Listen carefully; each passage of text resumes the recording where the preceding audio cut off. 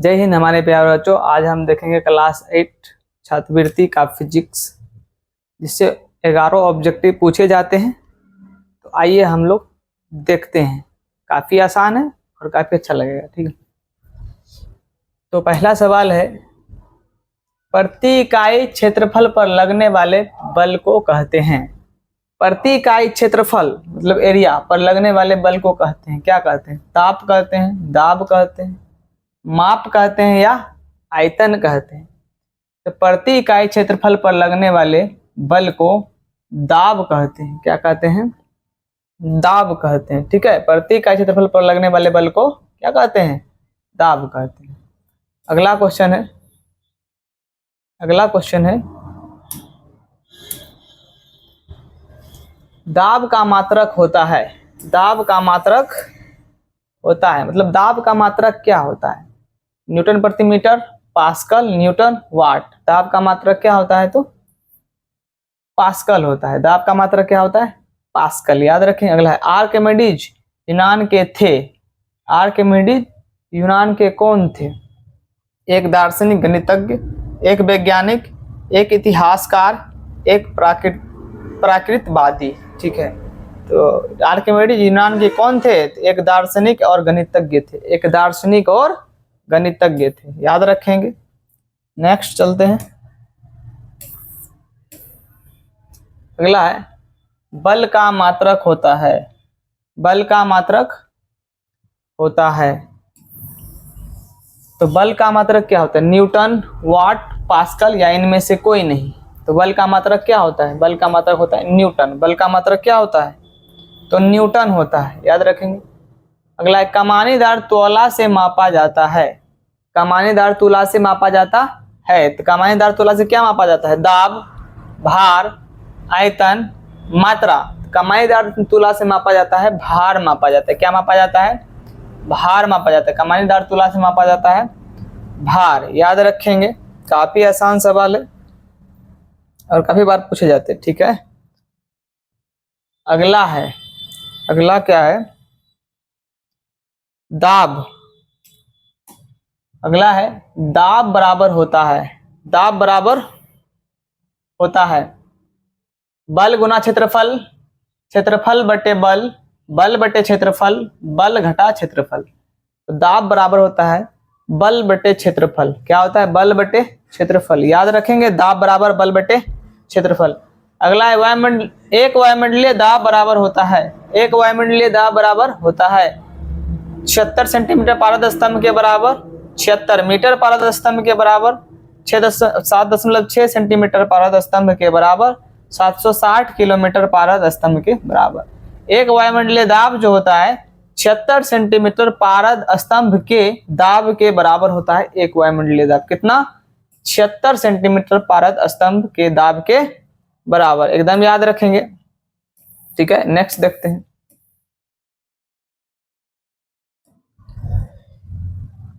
तैरने का क्या नियम है? अगला है, तैरने का क्या नियम है? वस्तु का भार विस्थापित द्रव के भार के बराबर होता है। वस्तु का भार बड़ा है विस्थापित द्रव के भार से, वस्तु का भार छोटा है विस्थापित द्रव का भार के, इनमें से कोई नहीं। तैरने का नियम जो बोलता है वस्तु का भार बराबर होता है विस्थापित द्रव के। वस्तु के भार बराबर होता है विस्थापित द्रव के। ठीक है, नेक्स्ट देखते हैं। द्रव के अंदर गहराई बढ़ने पर दाब बढ़ता है, घटता है, शून्य हो जाता है, पहले घटता है फिर बढ़ता है। द्रव के अंदर गहराई बढ़ने पर, जितना गहरा अंदर जाएंगे द्रव के, उतना ही दाब क्या होगा? दाब बढ़ेगा। दाब क्या होगा? बढ़ेगा। दाब के अंदर गहराई बढ़ने पर दाब बढ़ता है। द्रव के अंदर गहराई बढ़ने पर दाब बढ़ता है। नेक्स्ट देखते हैं। अगला है, बर्फ पानी पर तैरता है क्योंकि बर्फ का घनत्व। बर्फ पानी पर तैरता है क्योंकि बर्फ का घनत्व पानी के घनत्व से क्या होता है? कम, तभी तो तैरेगा। जिसका घनत्व कम होता है वो अधिक वाले घनत्व वाले द्रव पर क्या करता है? तैरता है। सवाल क्या कहता है? बर्फ पानी पर तैरता है क्योंकि बर्फ का घनत्व किससे कम है? पानी से कम होता है, पानी के घनत्व से क्या होता है, कम होता है, इसीलिए क्या करता है, बर्फ पानी पर तैरता है। नेक्स्ट देखते हैं, पहाड़ पर खाना पकाने में कठिनाई होती है। पहाड़ पर खाना पकाने में कठिनाई होती है। नंबर 1 है हवा का दाब अधिक होता है, हवा का दाब कम होता है, हवा का दाब शून्य होता है, हवा नहीं होता है।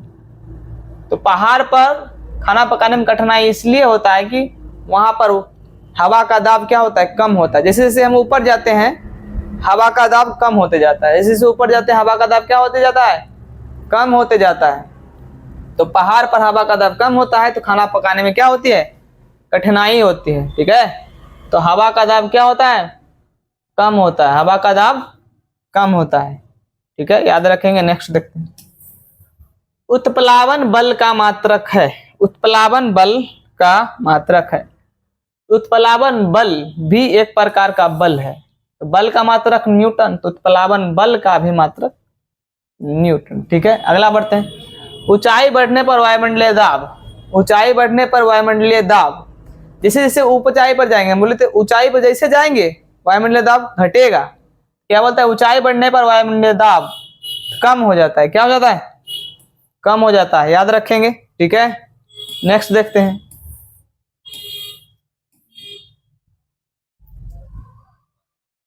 नेक्स्ट है उत्प्लावन बल का परिणाम वस्तु द्वारा विस्थापित द्रव के भार के होता है। अधिक, बराबर, कम, इनमें से कोई नहीं।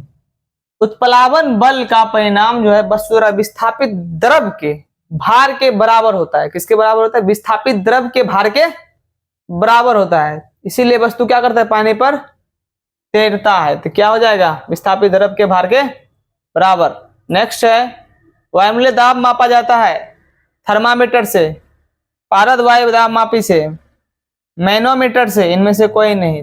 वायुमंडलीय दाब किससे मापा जाता है, पारद वायु दाब मापी से। किससे मापा जाता है, पारद वायु दाब मापी। पारद मतलब पारा, पारा वायु दाब मापी। ठीक है, याद रखेंगे। नेक्स्ट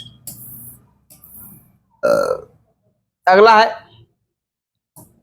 अंतरिक्ष यात्री एक विशेष प्रकार का सूट पहनते हैं। अंतरिक्ष यात्री क्या करते हैं, एक विशेष प्रकार का सूट पहनते हैं।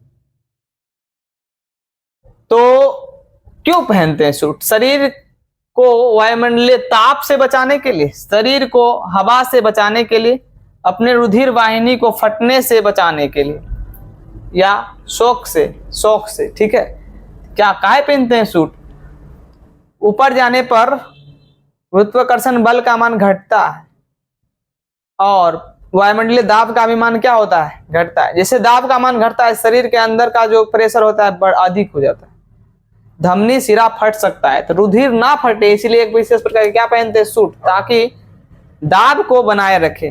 तो अपने रुधिर वाहिनी को फटने से बचाने के लिए क्या पहनता है सूट, अपने रुधिर वाहिनी को फटने से बचाने के लिए, ताकि उसका रुधिर वाहिनी ना फटे। ठीक है, नेक्स्ट देखते हैं,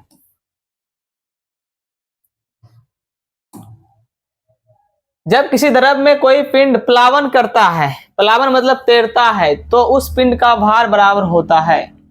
जब कोई पिंड द्रव पर तैर रहा है, फ्लूटरिंग कर रहा है, तो उस पिंड का भार बराबर होगा, किसके बराबर होगा, विस्थापित द्रव के भार के बराबर, पिंड के समान आयतन द्रव्य के भार के बराबर, पिंड के आधे आयतन द्रव्य के भार के बराबर, इनमें से कोई नहीं। तो तैरता है ना, तो उसका भार विस्थापित द्रव के भार के बराबर होता है। विस्थापित द्रव के भार के बराबर, विस्थापित द्रव के भार के बराबर होता है। ठीक है, नेक्स्ट, किसी पिंड पर आरोपित धक्का या खिंचाव को कहते हैं। किसी पिंड पर आरोपित धक्का या खिंचाव को कहते हैं। जब किसी पिंड पर आरोपित धक्का देते हैं या फिर खींचते हैं तो क्या लगाते हैं, बल। किसी पिंड पर आरोपित धक्का या खिंचाव क्या कहते हैं, बल कहते हैं। क्या कहते हैं, बल। वायु में प्रकाश का वेग होता है, वायु में प्रकाश का वेग 3 × 10⁸ 3 × 10⁻⁸ मीटर प्रति सेकेंड, मीटर प्रति सेकेंड होगा। ठीक है, 3 × 10⁴ मीटर प्रति सेकेंड, 3 × 10⁻⁴ मीटर प्रति सेकेंड। तो क्या होता है वायु में प्रकाश की चाल, 3 × 10⁸ मीटर प्रति सेकेंड, 3 × 10⁸ मीटर प्रति सेकेंड। ठीक है, याद रखेंगे। नेक्स्ट चलते हैं, पानी का अपवर्तनांक होता है, पानी का अपवर्तनांक होता है 1.43, 1.33, 1.56, 1.66। तो पानी का अपवर्तनांक होता है 1.333, मतलब डॉट डॉट में चलते रहता है, होता है 4/3, तो होता है 1.333, और भी 3 हो सकता है लेकिन 1.33, ठीक है। प्रकाश किरणों में रंग होता है, मतलब प्रकाश किरणों में कितने रंग होता है? तो हम लोग सभी जानते हैं प्रकाश 7 रंगों से मिलकर बने होते हैं। कितने रंगों से मिलकर बने होते हैं? 7 रंग। प्रकाश कितने रंग से मिलकर बने होते हैं? 7 रंग, याद रखेंगे 7 रंग। अगला है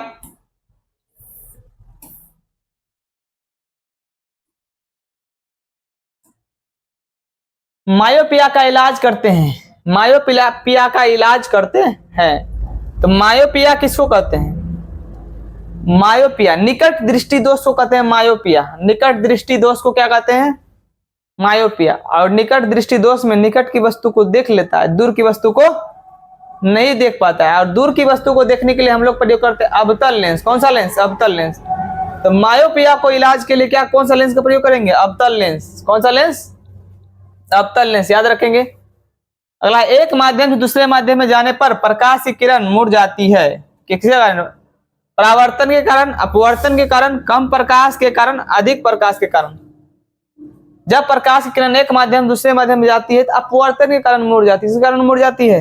अपवर्तन के कारण, याद रखेंगे, अपवर्तन के कारण। नेक्स्ट,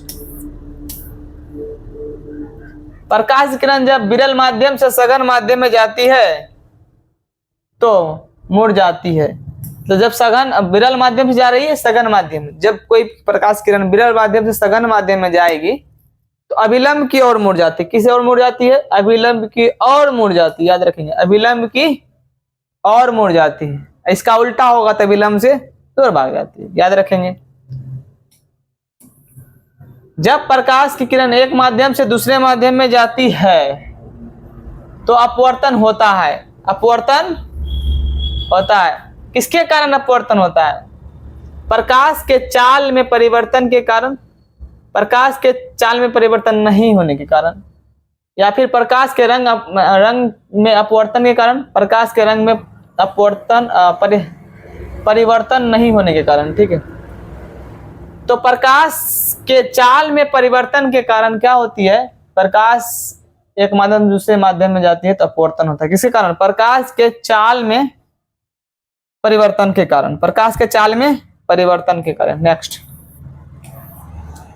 पानी से भरी बाल्टी की गहराई कम मालूम पड़ती है। पानी से भरी बाल्टी की गहराई कम मालूम पड़ती है प्रकाश के परावर्तन के कारण, प्रकाश के अपवर्तन के कारण, प्रकाश के वर्ण विक्षेपण के कारण, प्रकाश का पूर्ण आंतरिक परावर्तन के कारण। पानी से भरी बाल्टी जो है गहराई कम प्रतीत होती है। क्यों प्रतीत होती है? प्रकाश के अपवर्तन के कारण। कौन सी घटना? प्रकाश के अपवर्तन के कारण, प्रकाश के अपवर्तन के कारण, याद रखेंगे। काफी आसान सवाल है। नेक्स्ट देखते हैं, पानी में आधी डूबी हुई छड़ टेढ़ी क्यों मालूम पड़ती है? पानी में जब आधा छड़ डूबा रहता है तो लगता है टेढ़ा है, क्यों? आंख के धोखा होता है। टेढ़ा करना पानी का गुण है। प्रकाश के परावर्तन के कारण, प्रकाश के अपवर्तन। पानी में रखी आधी छड़ी टेढ़ी मालूम पड़ती है प्रकाश के अपवर्तन के कारण। किसके कारण? प्रकाश के अपवर्तन के कारण। किसके कारण? प्रकाश के अपवर्तन के कारण, ठीक है, ठीक है माय डियर। नेक्स्ट, प्रिज्म में से गुजरने पर सूर्य की किरणें विभिन्न रंग अवयवी रंगों में बट जाती है। क्योंकि विभिन्न अवयवी रंगों में बट जाती है, क्यों बट जाती है? क्योंकि भिन्न भिन्न रंग का वेग भिन्न भिन्न होता है। भिन्न भिन्न रंग का वेग क्या होता है? भिन्न भिन्न होता है। सभी रंग मतलब प्रकाश के 7 रंग का जो वेग होता है अलग अलग होता है। इसके कारण क्या होता है? भिन्न भिन्न रंगों में बट जाती है, ठीक है। तो सभी रंगों भिन्न भिन्न रंगों का वेग भिन्न भिन्न होने के कारण, भिन्न भिन्न रंगों का वेग भिन्न भिन्न होने के कारण, ठीक है, याद रखेंगे। इस वीडियो में इतना ही। नेक्स्ट सवाल लेके आएंगे हम अगले वीडियो में। अगर आप सभी को वीडियो पसंद आया हो तो लाइक, सब्सक्राइब, शेयर करें। धन्यवाद। आज के लिए इतना ही।